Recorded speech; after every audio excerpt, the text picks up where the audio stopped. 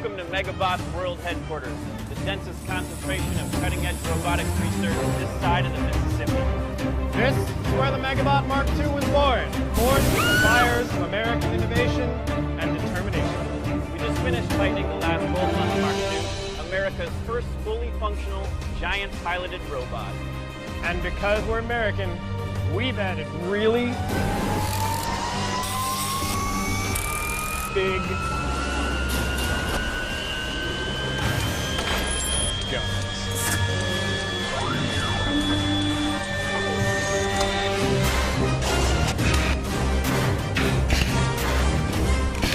Meet the Mark II, 12,000 pounds of gasoline-powered fury. Piloted by a team of two, fired 3-pound 8-pin The Mark II isn't the first giant fighting robot. Pseudobashi Heavy Industries beat us to punch the 9,000-pound giant fighting robot, twin Gatling guns, hyper-advanced targeting systems. Pseudobashi, we have a giant robot, you have a giant robot. You know it needs to happen. 2015 with the guys who made, well, the gigantic killer death robot behind me. Can you guys tell me a little bit about the Megabot? The Megabot, a Megabot? Megabot? The Megabot is the first prototype that the company named Megabots has created. So this is actually a company creating giant fighting robots. One of the world premiere of our double weapon, 2 people sit inside of it, Megabot. You guys played a lot of Mech Warrior growing up. That's correct. That's like Mech Warrior 2 crowdsourced campaign to build the left arm that we ran in collaboration with Autodesk. So one lucky guy got to see his design built by us and tested here in Megabot. 11 shots. Came out at sea in December of released the magazine.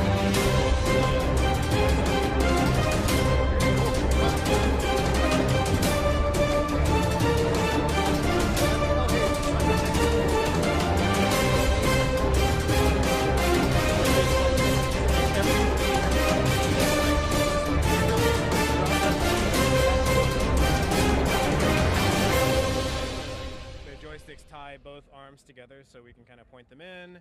We can. So in the back, I see.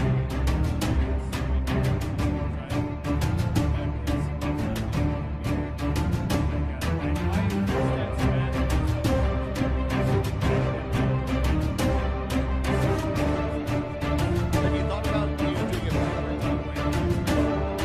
What's the goal with Megabots? Are you trying to make killer death robots, or are you making entertainment death robots? Basically, the idea is the long-term vision. We're making giant robots for schools. You know, people can go to stadiums and see walking versions of these guys, like giant panels, limbs falling off, look like live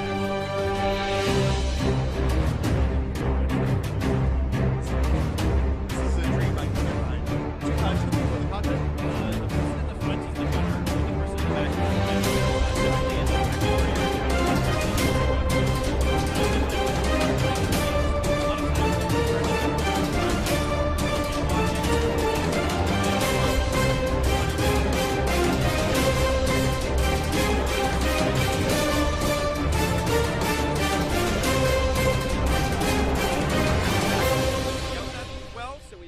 cameras to the base of the robot. So the person in the back is actually looking at these monitors as they steer the robot, and the person in the front is placing the guns and firing them. So what's the basis for the robot? It looks like you have like tank treads, almost like on a Bobcat or a Caterpillar front end loader or something like that. Yeah, so we hold the treads off of a Cat 289C skid steer, and then attach them to our own custom frame and build the leg mechanisms from scratch and attach them to the torso through a slew gear that you might see on or slew bearing you might see on an excavator.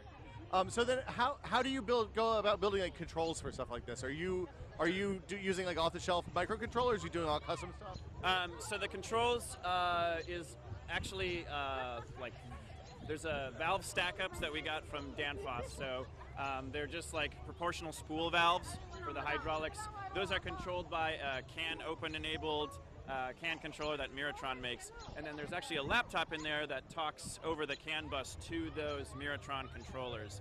So everything sort of happens over the CAN bus, and then essentially inside the laptop, a copy of ROS, Robot Operating System, is running, doing all the position monitoring and stuff like that, and fluid flow, all that.